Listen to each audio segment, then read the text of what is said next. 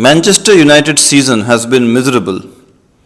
Tottenham Hotspur season has been even more miserable. Both seasons were miserable and it just kept getting worse. Manchester United spent a fortune on new players. Manchester United fired its manager and then considered firing his replacement manager as it slumped to its lowest league finish in the history of the Premier League. At the time of recording this video, Manchester United sit 16th in the standings in the Premier League table. Tottenham Hotspur, which did not fire its coach but thought long and hard about it, somehow produced an even uglier campaign than Manchester United. Tottenham Hotspur have managed just one league victory since late February at the time of recording this video. Tottenham Hotspur currently sit 17th in the Premier League table. Manchester United 16th, Tottenham Hotspur 17th. If they finished any lower, they would be relegated. But thankfully, those three slots have already been confirmed, so Manchester United and Tottenham Hotspur can totally focus on their European final with a spot in the Champions League on the line. They are about to face off in one of the richest single games in sports.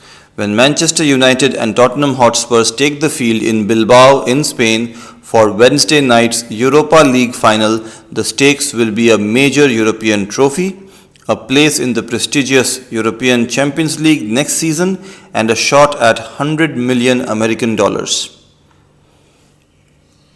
The Europa League, formerly known as the UEFA Cup, is the continent's second-tier competition, reserved mostly for teams that finished their domestic leagues just outside the automatic qualifying spots for the Champions League. In many ways, it is soccer's answer to college basketball's NIT tournament. That's an American reference for my American viewers. The difference is that the Europa League has come with a powerful incentive. Since 2015, the prize for winning the whole tournament has been a berth in the highly lucrative Champions League, regardless of where a club finishes in its domestic season. And that wormhole back into the European elite is worth a small fortune. A club in the Champions League earns more than 21 million American dollars in prize money just for competing. And the farther it goes, the more the cash adds up. Liverpool and Arsenal, for instance, both took home more than 100 million American dollars for the European runs this season, and neither of them even reached the final. They were both eliminated in the quarterfinals and semi-finals respectively. Liverpool in the quarterfinals, Arsenal in the semi-finals. For clubs the size of Tottenham and Manchester United, that kind of revenue is essential. For much of the past 20 years, they have made long-term plans, signed players and crafted budgets based on the assumption that they would have access to those European riches. But once things began to break against them and they missed out on a year or two at the top table, the effects compounded quickly.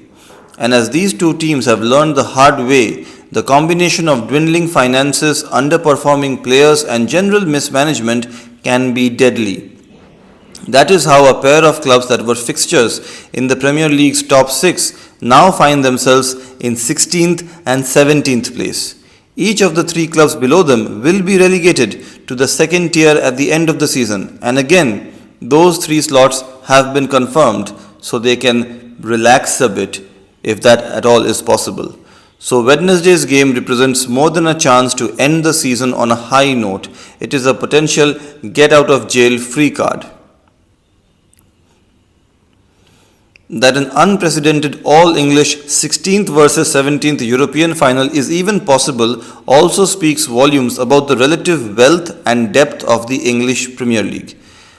Simply existing in the top tier of English football, where every team receives a minimum of 150 million American dollars a season, makes the club richer than all but a handful of teams in other leagues all over the world.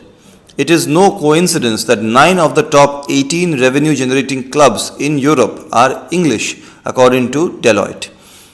That becomes more obvious the lower down the standings you look. While the very best teams around the European continent are of similar levels, an 8th place team in the Premier League can afford a vastly different caliber of player than an 8th place team in, say, Italy. which is precisely why a side like West Ham could win the third tier Europa Conference League in 2023 while finishing 14th in England, or how one of Manchester United or Tottenham will post its worst season in a generation and still end up calling itself a European champion.